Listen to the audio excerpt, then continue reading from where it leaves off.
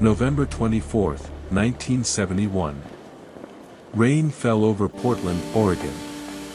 People rushed through the airport carrying briefcases and suitcases, eager to reach their destinations before Thanksgiving. For most travelers, it was just another ordinary afternoon. But history often begins on days that seem completely ordinary. Among the crowd walked a man no one would remember. He wasn't famous. He wasn't loud. He wasn't carrying anything unusual. He looked like an ordinary businessman. He appeared to be in his 40s. About 6 feet tall. Calm. Well-dressed. He wore a dark business suit. A white shirt. A narrow black tie held neatly with a tie clip. A black raincoat. Dark sunglasses. Nothing about him suggested danger. Nothing about him suggested that, within hours, he would become the center of one of America's greatest unsolved mysteries. He approached the Northwest Orient Airlines ticket counter. Without hesitation, he purchased a one-way ticket to Seattle. The ticket cost only $20. He paid in cash. The name on the ticket was Dan Cooper. No one asked for identification. In 1971, airport security was very different. Passengers simply bought a ticket and boarded the plane. Minutes later, Cooper calmly walked toward Flight 305. The aircraft waiting on the runway was a Boeing 727.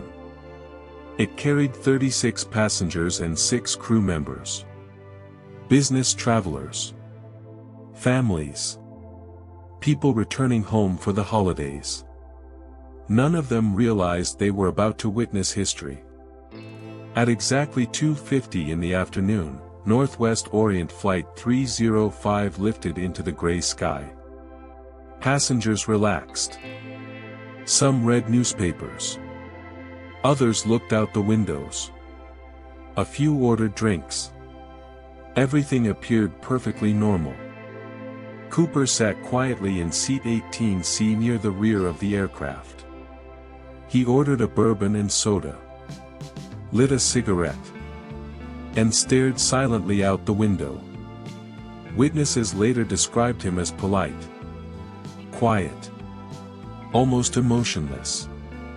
Nothing about his behavior suggested panic or fear. A few minutes after takeoff, Cooper removed a folded note from his pocket. He handed it to flight attendant Florence Schaffner. At first, she barely looked at it. She assumed it was another passenger trying to flirt. She slipped the note into her purse and continued serving drinks. Then Cooper leaned toward her. His voice remained calm, almost friendly. He quietly said, "Miss, you'd better read that note." She unfolded the paper. The message was short, direct, terrifying. "I have a bomb." For a moment, everything changed. Schaffner looked at the man sitting beside her. His face showed no emotion. He slowly opened his black briefcase just enough for her to look inside. She later reported seeing what appeared to be red cylinders connected by wires and a battery. Whether it was a real bomb has never been confirmed. But she believed it was. And that was enough. Cooper calmly explained what he wanted. $200,000 in cash. 4 parachutes. And a fuel truck waiting in Seattle. If his demands were met, no one would be hurt. There were no screams. No violence. No threats shouted across the cabin. Everything was quiet. Controlled. Professional. The cockpit was informed immediately. Captain William Scott contacted airline officials. Within minutes, the FBI and local authorities were notified. Yet inside the cabin, The passengers remained completely unaware. People laughed, talked, finished their drinks, completely unaware that the man sitting only a few rows away had just hijacked their airplane. As Flight 305 approached Seattle, authorities raced against time. Banks gathered $200,000 in $20 bills. Parachutes were rushed to the airport. Police surrounded the runway. Inside the aircraft, Cooper remained perfectly calm. He sipped his bourbon, smoked another cigarette, and quietly watched the clouds drift past the window. No one on board knew what would happen next. But everyone was about to discover that this was only the beginning of a mystery that would remain unsolved for more than 50 years. The aircraft finally landed in Seattle. Outside, police vehicles surrounded the runway. FBI agents waited in the distance. Airport officials raced to gather the ransom money. No one wanted to make a mistake. Inside the cabin, Dan Cooper remained calm. He never shouted. He never threatened anyone. He simply waited. Minutes later, the money arrived. $200,000. Packed inside a canvas bag, along with 4 parachutes. Exactly as he had demanded. The supplies were loaded onto the aircraft. One by one, the passengers were released. Confused, but grateful to be alive. Many still had no idea how close they had come to disaster. Most believed the nightmare was over. But for the flight crew, it was only beginning. Only Cooper, the captain, the first officer, the flight engineer, and one flight attendant remained on board. Cooper now gave his next instructions. He wanted the aircraft refueled. Then he ordered the pilots to take off again. This time, he wasn't flying to another city. He was heading into history. His destination remained unknown. Before departure, he gave the pilots very specific instructions. Fly south toward Mexico. Maintain an altitude of 10,000 feet. Keep the airspeed slow. Leave the landing gear partially extended. And keep the wing flaps lowered. The unusual instructions surprised the crew. They made the aircraft slower, lower, and easier to leave in midair. As darkness covered the Pacific Northwest, Flight 305 lifted off once again. Rain fell heavily outside. Strong winds shook the aircraft. Lightning flashed across the night sky. Inside the cabin, the atmosphere was silent. Cooper tied the bag of ransom money to his body. He examined the parachutes carefully. Then he instructed the remaining flight attendant, Tina Mucklow, to join the pilots in the cockpit. She hesitated for a moment, before quietly walking away. As she closed the cockpit door, Dan Cooper was completely alone. No passengers. No witnesses. Only the sound of engines. And endless darkness outside. The crew could no longer see him. They could only hear occasional movements behind the closed cabin door. Around 8 p.m., a warning light appeared inside the cockpit. It indicated that the aircraft's rear staircase had been lowered.